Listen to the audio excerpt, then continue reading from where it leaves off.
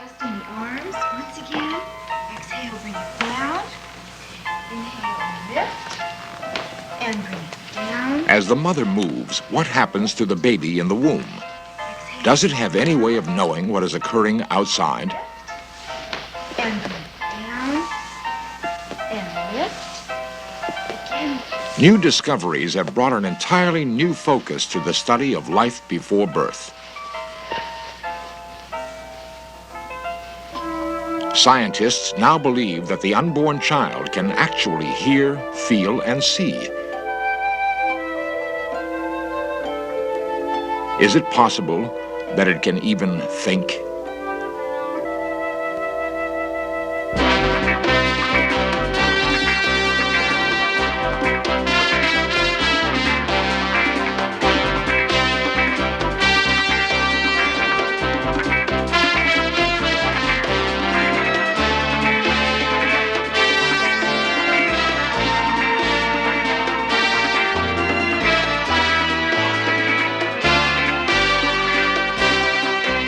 This series presents information based in part on theory and conjecture. The producer's purpose is to suggest some possible explanations, but not necessarily the only ones, to the mysteries we will examine.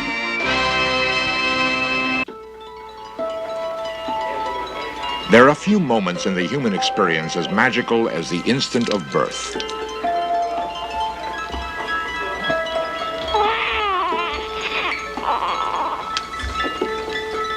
What influences has this baby encountered in 9 months? How aware was he of his surroundings? Will he remember his birth and life before birth? In 9 months, the unborn has traveled an enormous distance from a single fertilized cell to a complete individual.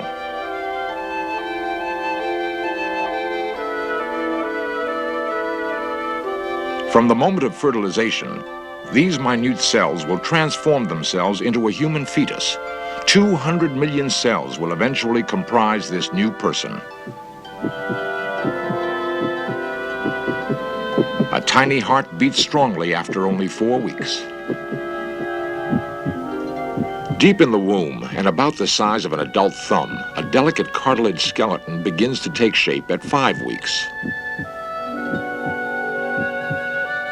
While the physical growth of the fetus is astounding, a great deal of controversy still exists as to when human life actually begins.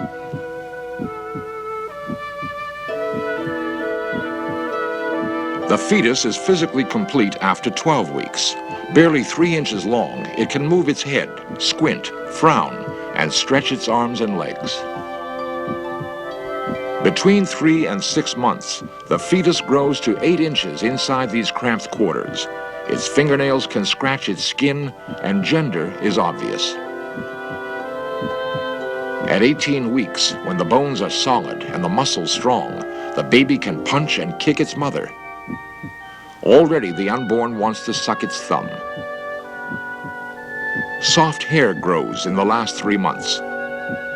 The senses develop. Eyes open and close, and it can hear and perhaps understand the mother's world. Everything that affects a pregnant woman influences her growing fetus. During the pregnancy, Dr. Kenneth L. Jones, director of the Birth Defects Clinic at the University of California, San Diego, describes the danger of drugs on the fetus during its most vulnerable period of growth. it would appear that the first trimester of pregnancy, the first 3 months of the pregnancy, is the most critical time as far as the fetus is concerned, as far as most drugs and chemicals are concerned. And the reason for that is that that is the period when the organs are developing in the developing fetus and embryo. By the end of the first trimester, by the end of the third month of gestation, the baby is completely formed. All the organs are formed. And after that, it really just is a process of growth and more development of the fetus. But all the organs are really formed by the time the fetus is 3 months old. So that time, that first 3 months of the pregnancy is most critical as far as most drugs and chemicals are concerned. Despite these warnings, the average woman takes about 14 different drugs during pregnancy, although it is unclear what effect many of these chemicals have on the developing baby. These children were tragically deformed by the tranquilizer thalidomide, taken by many pregnant women in the late 1950s and early 1960s. There are other more commonplace agents that might harm the fetus. Drinking and smoking are a normal part of life.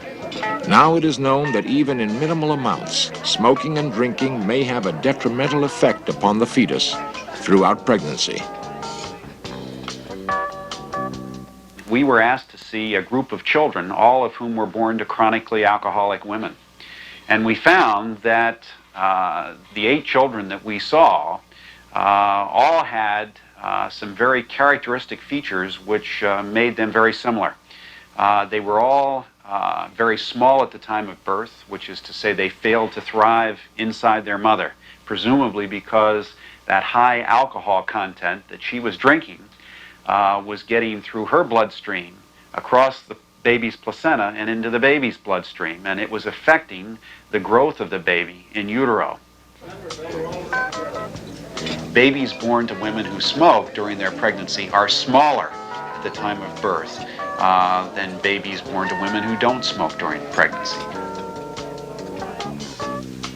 And obviously they are. Dr. Thomas Verney, author of The Secret Life of the Unborn Child. Now, for a long time we have known, of course, that there is physiological communication between the unborn child and the mother. We know that everything that the mother eats and drinks, alcohol, smoking, all these things, the nicotine, go right through the placental barrier. One researcher did an interesting study which went a little bit further than just what the mother eats. He asked several of the mothers who were habitual smokers to only think of having a cigarette. Just consider for a moment that you're going to light up. The moment that mothers just thought of having a cigarette, their unborn children immediately reacted to their thoughts as if they in fact were smoking up. Now, there is no physiological explanation for this. We know of no neurochemicals that are produced in a person when they just think of having a cigarette. So something else is going on here. The fetus may be more aware of its surroundings than previously understood. At Cedars-Sinai Hospital, Dr. Calvin Hobel, Director of Obstetrics and Gynecology, comments.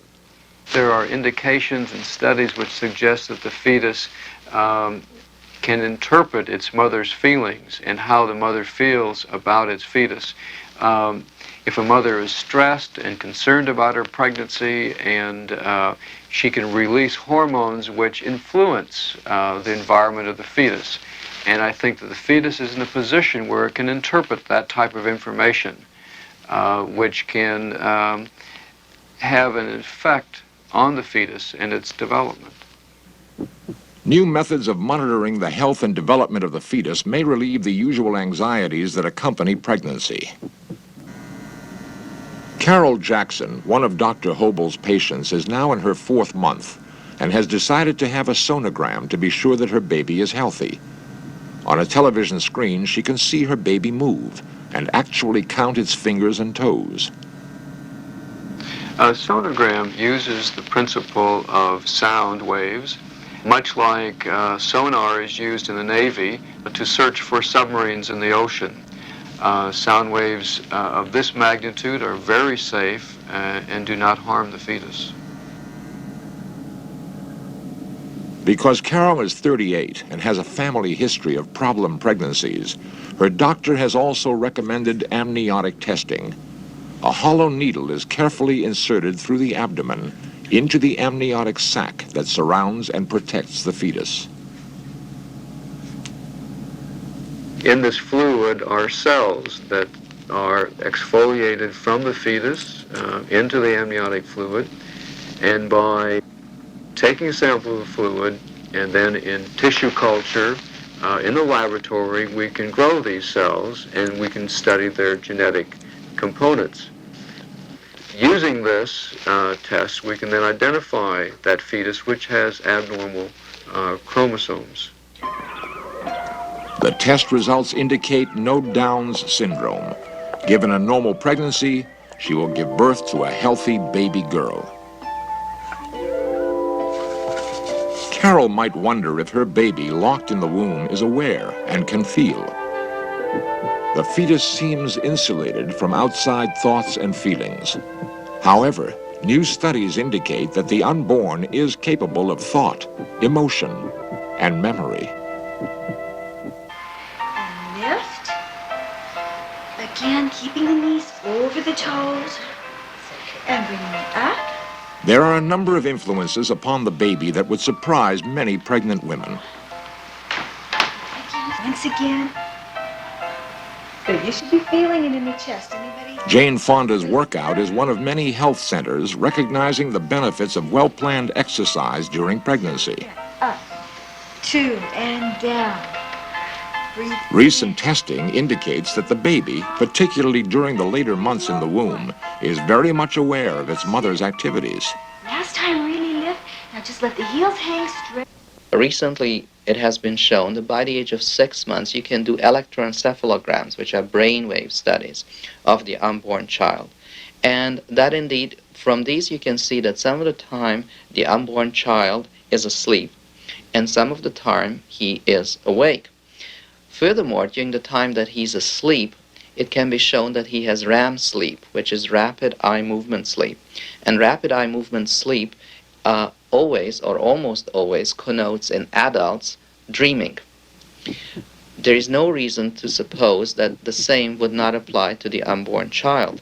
So that what we have here in terms of the hard scientific data is proof positive that at least the neurological substrate is there on which memory can build, which really is the absolute foundation. Without that, I could not say that a child is an aware, sensing, feeling human being, as I am saying.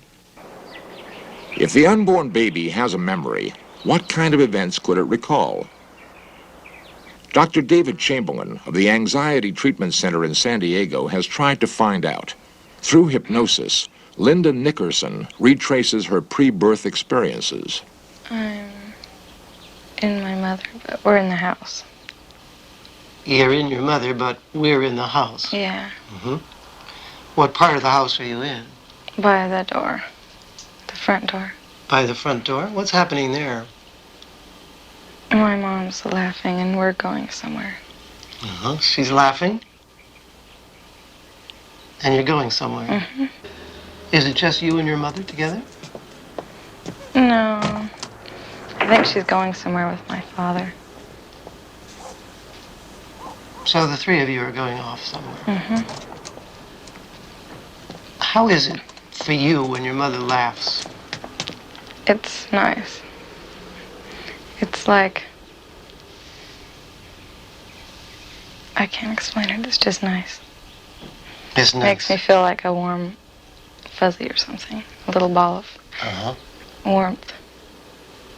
All right, would it be all right with you to remember something unpleasant that happened in the womb? All right, when I touch your forehead, that memory will come to you. Something very unpleasant that happened while you were inside. Where are you now?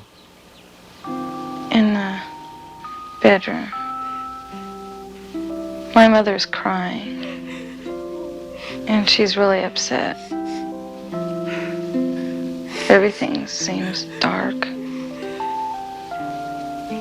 Feels...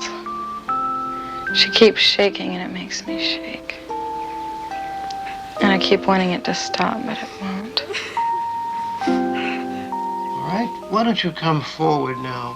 And this time when I touch your forehead, let it be the time that you are actually being born. Be there now. The doctor's putting his hands on my temples. And I don't want him to do that because I want to do it by myself. Now he's pulling me out. And I feel kind of scared. Scared? Well, it feels real different. It's kind of cold. Cold. Yeah, because I'm all wet. And then the doctor brings me over and he lays me on my mother's stomach. Lays you on your mother's stomach? Mm-hmm. How's that? It's nice. Adele Miller, Linda's mother, is surprised by the accuracy of her daughter's recollections. When I think back about the birth, when she was born, I thought of it as an experience that I had. And now I find out it's an experience we both had. It's one we both shared. You have to appreciate the fact that in the normal operation and economy of the mind, we're always storing things. We're always filing away old experiences. This is simply the way we're built. We don't have immediate memory of everything that ever happened to us. We file it away. Naturally, things that happened long, long ago are kind of filed away the deepest. And it takes a little more work to get back to them. They are there. They are somehow recorded by the mind and held. And you have to go to a bit of effort to get at that. But hypnosis is the very best means that I know of for uncovering that material. But it's not the only means. Some people remember their birth without any help at all. An opposing view is voiced by Dr. Elizabeth Loftus, psychologist at the University of Washington, Seattle, and author of Memory. There is a widespread belief that everything we ever experience is stored in the mind, and even if we can't get at it, potentially we could, if we could hypnotize a person or if we could electrically stimulate their brain in some way. But I have examined the evidence for this proposition, and I find there is absolutely no good evidence for the idea that everything we ever experience is stored in the mind. In fact, it seems more likely to me that some of our memories undergo transformations or alterations or distortions because of suggestions that come in later, and that original memories are no longer there. There's a lot of evidence that babies, even in utero, are able to understand what's going on, whether they happen to understand that language or not. Somehow they get the message. To many, the difficulty and pain of childbirth is as traumatic for the baby as it is for the mother. Natural childbirth, to some, is one of the means of making the first breath of life more gentle. This class teaches the father to assist the mother during labor and delivery. Pelvic rocking is real important for pregnancy because there's so much stress in the lower back. This helps to bring the baby up out of the pelvis. After much consideration, Kim and Bob Haley have allowed In Search Of to film this most extraordinary event, the birth of their first child. Sally Berman, trained nurse midwife, assists at their side. Bob coaches Kim throughout the entire birth. The Bradley method of natural childbirth employs unusual procedures, including standing and squatting, to oxygenate the baby and move it into position. Dr. Misha Askren will deliver the baby. Emergency equipment is concealed, preserving the home-like feeling. What you're about to see is an actual natural birth, using no drugs. That's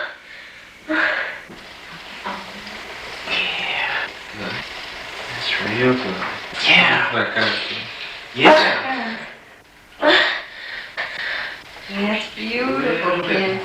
Okay, now a little bit more. Okay. After 10 hours of labor, a healthy baby boy, Morgan, is born. We have not solved all the mysteries of life before birth, and the debate as to when life begins continues. But for the first time, we know the dimension of feeling and perhaps memory that's passed from mother to child. Kim Haley. During the whole pregnancy and through the whole 9 months, everything you're doing is for this little baby and giving them the chance to start out the right way. It was just I'm sure, the most choice moments that I'll have in my life.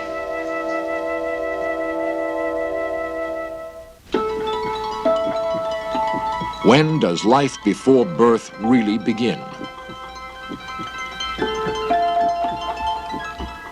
Dr. Jeffrey Phelan, a family practitioner and spokesman for the Right to Life organization, comments. My view and the view of contemporary biology on when life begins is that life begins with fertilization. When the sperm and the egg come together, from that point on, the human being is genetically complete. Everything that makes up a human being, the hair color, the eye color, the type of fingerprints, is determined at that time, at the time of fertilization. Dr. Hugh Anwill, director of the Los Angeles chapter of Planned Parenthood. We haven't really defined when human life begins. Does it begin in the coming together of the sperm and the egg? Is it something that is there when birth takes place? My own view is that it's somewhere in the later stages of the pregnancy. The issue is extremely sensitive and volatile. The Supreme Court has declared the mother now holds the right to terminate her pregnancy, in many cases up to 24 weeks. The court, however, did not address itself directly to the question of when does life begin. Meanwhile, the controversy continues. I think the important thing really in the final analysis to remember is that the unborn child, certainly from the 6 months on, is a sensing, feeling, aware human being and capable of laying down memory tracks. Consequently, he or she will really have to be treated with much more love, much more caring, much more respect than it has been our practice in the past.